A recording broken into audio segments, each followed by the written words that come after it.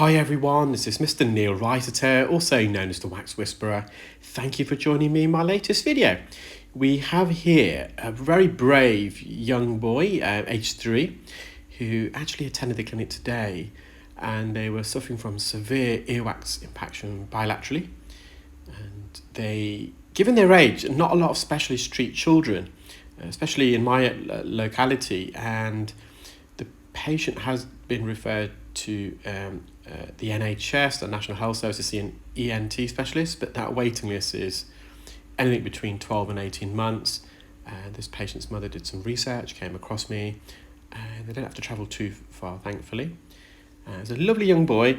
Now, the mother was a bit concerned at the time of booking as to whether her son would remain still during the procedure, and that's because during previous visits to the doctor, on one occasion, the young boy just did not permit the doctor to examine his ears, and it was explained that when we're performing earwax removals, we've actually got two instruments in the ear, and we're not sure whether the young boy will remain still if they're not able to remain still just to have their ears examined. So the patient's mother brought some reinforcement. She brought her mother, so the child attended with both his mother and grandmother for support. But truth be told, the young boy was just incredible. It was so good. We spent a few minutes at the beginning just having a little a laugh and a joke with him, just to get him used to his surroundings, get him comfortable, because naturally he was a bit nervous upon attending. I then acclimatized the patient to the procedure. We played a little game. I got the patient to vacuum some tissue off my glove on my hand, and I just got them used to the noise as well.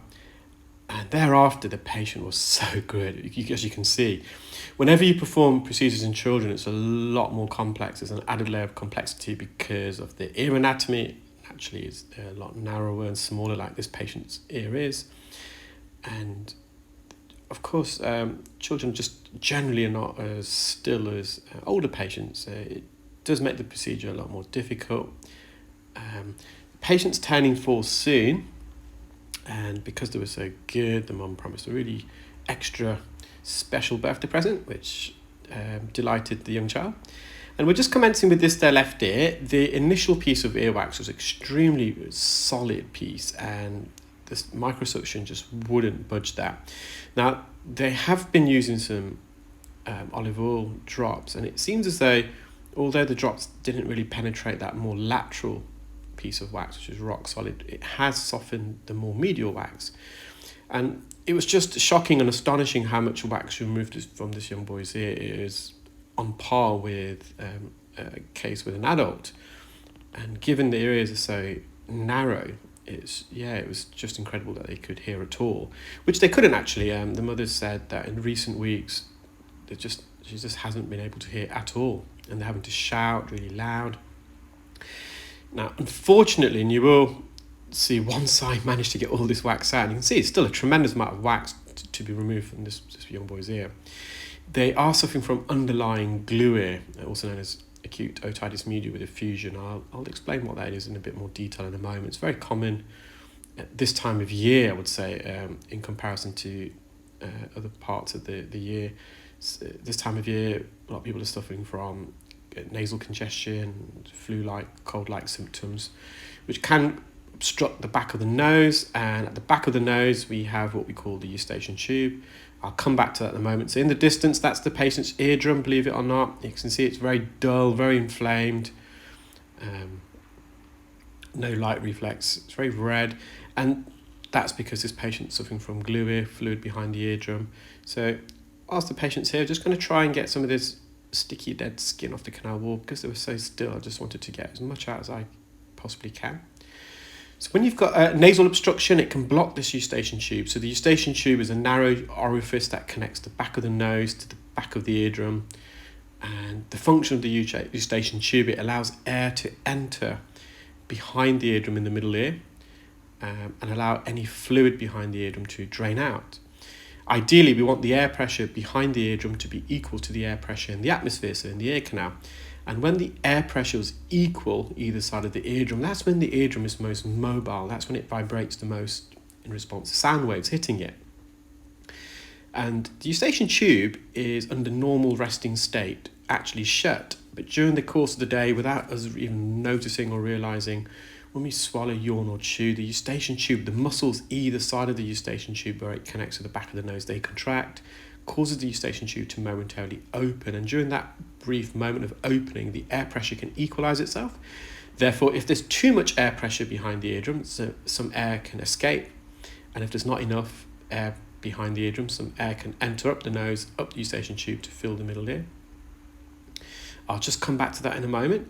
And we just switched over to the right here, and you saw again this patient, the wax near the entrance is rock solid, so I had to use an ear hook to manoeuvre that. And now we're focusing on more of the midsection of the ear canal and more medially towards the eardrum. I've just reverted back to the fine end. You'll see at the entrance of the patient's ear canal, there's a bit red there, a bit sore. The patient has been scratching his ear because of all this wax. So just go back to the eustachian tube. Now, if that eustachian tube can't open by itself when you swallow, yawn or chew because there's obstruction at the back of the nose, so there's mucus there or inflammation, or it could be that the muscles of the eustachian tube have weakened or they become paralysed, they're no longer contract as they should. Some people are just born with an anatomically narrow eustachian tube. There is surgical procedures designed to help stretch the eustachian tube if that's the case. But if that eustachian tube fails to open when it should, there's a shortage of air behind the eardrum, so it creates a vacuum effect. And when there's a vacuum behind the eardrum gets pulled inwards, and we call that a retraction of the eardrum. And that can affect your hearing, it can make things dull. It feels like you're on an aeroplane. That's exactly what happens when you descend on an aeroplane. The air pressure in front of the eardrum is greater than the air pressure behind the eardrum when you're descending on an aircraft. So the cabin pressure pushes the eardrum in, it sucks in. And we normally perform the Valsalva, so we close our mouth, pinch our nose and blow, and we force air up the nose, up the eustachian tube to pop the eardrum back out. Or sometimes we perform the Toynbee procedure, and that's when we close your mouth, pinch your nose again, and you swallow. But if that eustachian tube fails to open, not only can the eardrum get pulled inwards because there's no air, but fluid that would normally drain out of the middle ear via the eustachian tube to the back of the nose starts to collect. And this fluid builds up, and eventually the middle ear becomes full of fluid as opposed to air. And we call that fluid middle ear effusion. And if that middle ear effusion doesn't resolve, that fluid then becomes infected and it becomes thick and viscous like glue, hence the name glue ear. So after we remove the wax from both sides, the patient can hear significantly better, but not 100%. Refer them back to the GP for their glue ear. In the meantime, they're going to use some nasal drops or spray, which is suitable for children. Some of the nasal decongestants used for adults contain steroids, which are not suitable for use in young children. I just think there's a safety data there yet, so it might be fine, but there's a lack of safety data. So the patient's going to visit the pharmacist and request the pharmacist to advise, because the pharmacist knows best when it comes to these things. I gave some recommendations, but I did ask them to go with the pharmacist's recommendation. In addition, they're going to use the Otovent nasal balloon. It's a special balloon that you inflate using your nose. It comes with a nasal capsule. So you pinch one nostril shut, you place the balloon on the entrance of the other nostril, and you just ask the patient to inflate the balloon using their nose whilst their mouth is closed.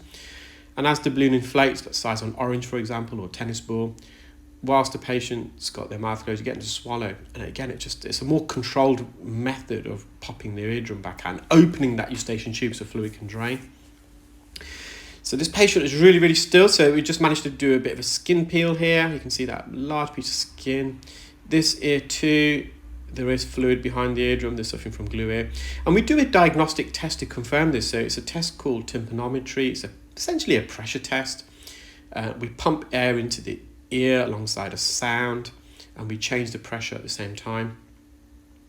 And we can just measure how much sound is reflected off the eardrum and at different pressures of the ear canal. And in a long roundabout way, by doing that, we can actually see how much sound is entering the eardrum, and if not a lot of sound is entering the eardrum, it means the eardrum's not vibrating very well, which then can conclude there's fluid behind the eardrum, because when you've got fluid behind the eardrum, it's going to stop the mechanics of the eardrum vibrating and the three bones from rocking in synchrony backwards and forwards.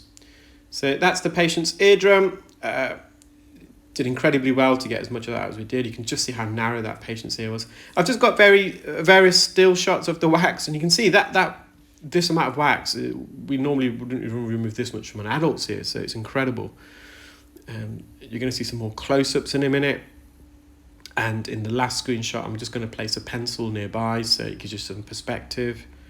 Well, I hope you enjoyed that video, guys, and you found it informative. Do stay tuned. I've got loads more videos to upload in due course. Thank you. Bye.